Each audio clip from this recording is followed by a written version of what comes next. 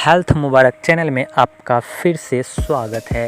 तो चलिए एमआरआई के बारे में जानते हैं। दरअसल एमआरआई स्कैन और सीटी स्कैन दोनों एक ही तरह के होते हैं, इसीलिए बहुत सारे लोग बोलते हैं कि एमआरआई स्कैन और सीटी स्कैन दोनों का काम एक है, बट ऐसा नहीं है, दोनों का काम अलग अलग है।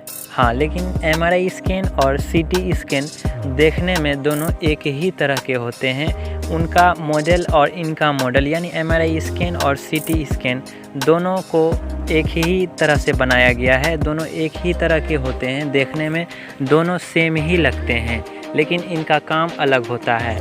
कुछ जानकारी और है इसमें कि आप इसको ऐसे पता कर सकते हैं कि कुछ कॉमन अंतर है एमआरआई स्कैन और सीटी स्कैन में। यानी एमआरआई स्कैन बहुत ही ज़्यादा आवाज़ करती है, इसी तरह सीटी स्कैन जो होती है वह कुछ भी आवाज़ नहीं करती है।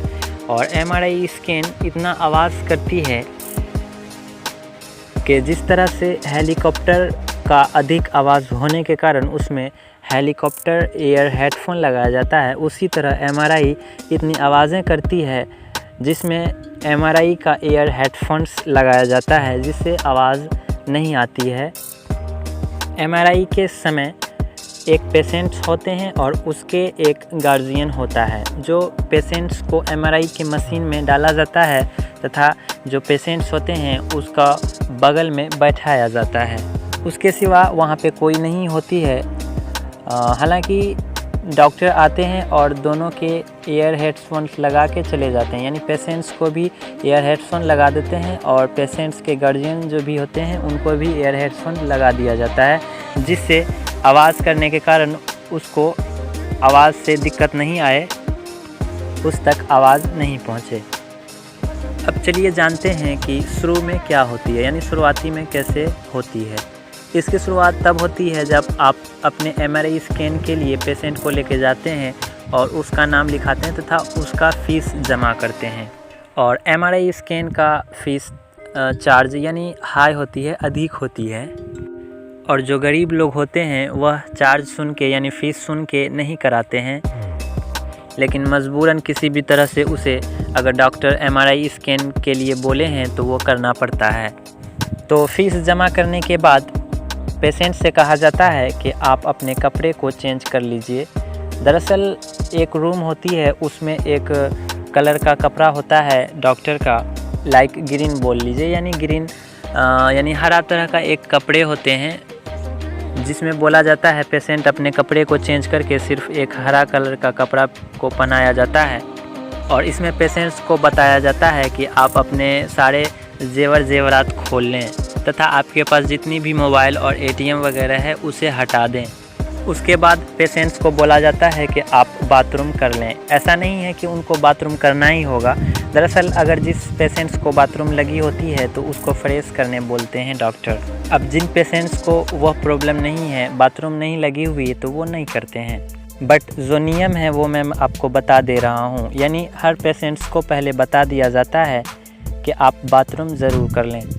बाथरूम वॉशरूम के बाद पेशेंट्स को फिर काउंटर पे बुलाया जाता है और फिर पेशेंट्स के जो गार्जियन होते हैं उसे एक पेपर पे सिग्नेचर किया जाता है।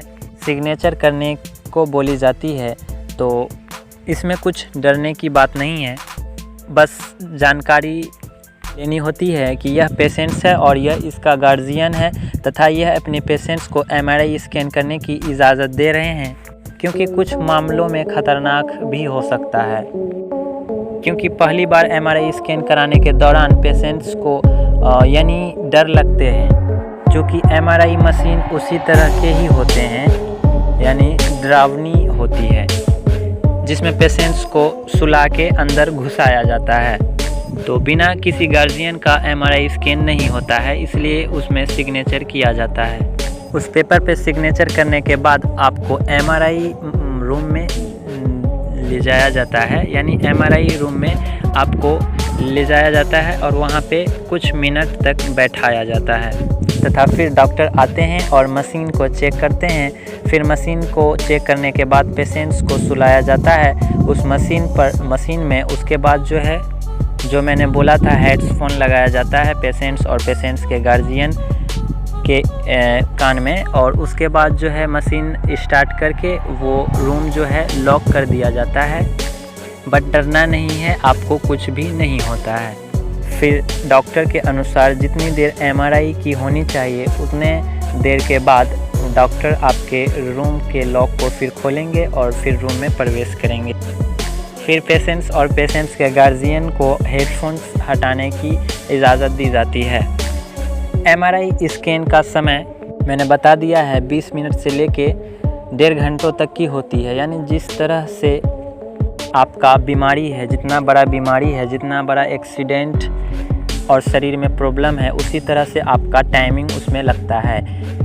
अब पेशेंट्स को एमआरआई रूम से बाहर निकाला जाता है और वहाँ पे बैठा के कुछ देर के बाद उसे बोल दिया जाता है कि आपका एमआरआई स्कैन कंप्लीट हो चुका है, पूरा हो चुका है, अब आप जा सकते हैं। और एमआरआई स्कैन का रिज़ल्ट आने में कुछ दिनों का समय लगती है।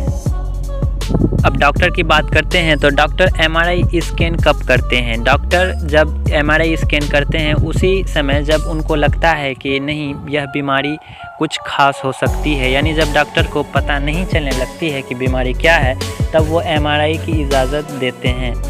क्योंकि एमआरआई के दौरान आपके शरीर की जितनी भी बीमारियां होती है, यानी डॉक्टर के पास आप जब भी कोई बीमारी लेके जाते हैं, उस बीमारी का अगर इलाज डॉक्टर नहीं कर पाते हैं तो आपको एमआरआई के लिए बोला जाता है। तो उस बीमारी का सटीक जो है उपचार यानी सटीक इलाज करने के लिए एमआरआई मशीन उस बीमारी को खोज लेता है और रिज़ल्ट में उस बीमारी का नाम भी दिया जाता है।